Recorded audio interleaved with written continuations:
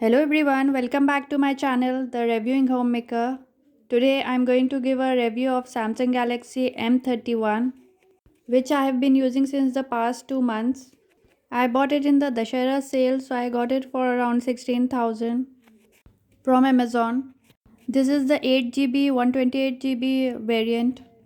It comes in two colors, ocean blue and black. I chose the ocean blue. It's a beautiful color.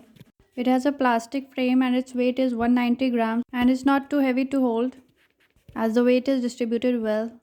Surprisingly, the phone did not come with a cover. The phone is not too thin so it has a good grip, but the plastic body can be slippery.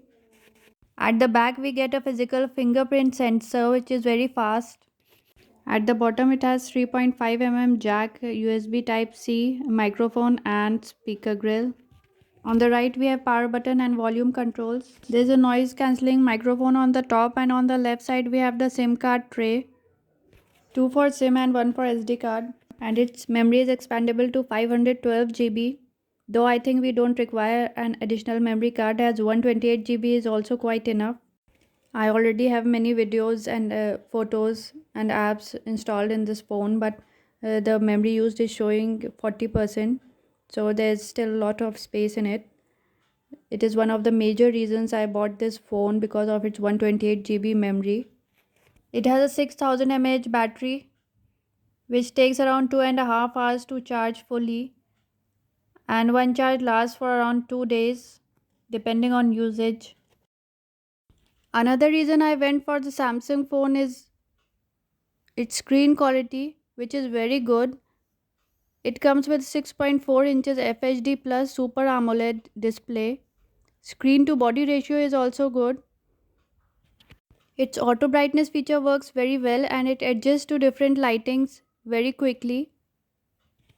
Both touchscreen and gesture controls are fast and smooth. There is no lag between switching apps and opening them. It has a 64 megapixel quad camera which is very good. These are the picture samples which I clicked in different lightings. These pictures, as you can see, are pretty good. Even in low lighting the camera works well. And it comes with a 32 MP front facing camera which is quite good and perfect. We can record 4K videos from both front and rear cameras, so it is really good for vlogging. Here are some samples of the front facing camera.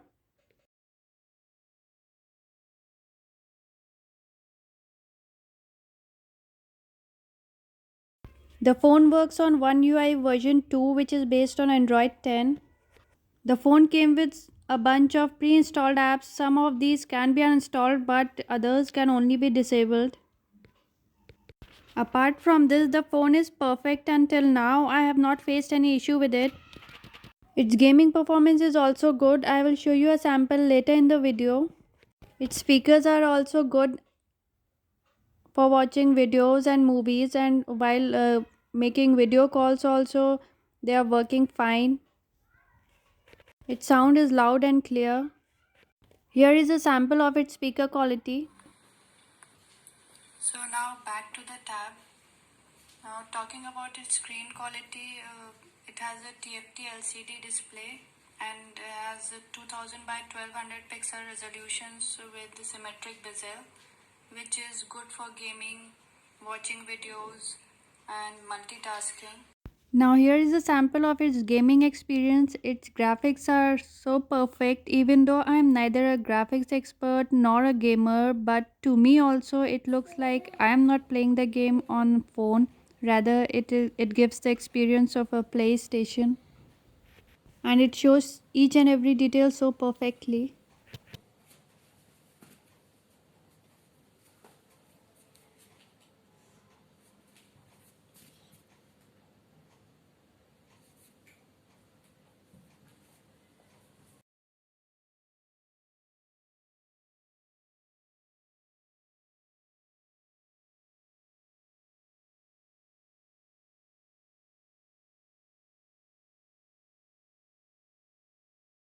I would give this phone a 10 on 10 as it is perfect for me because of its display quality, its camera, its battery life, and of course the ample amount of memory, as I don't have to worry about an additional memory card, and all of the good things I wanted in my phone, and that too at less than 20k.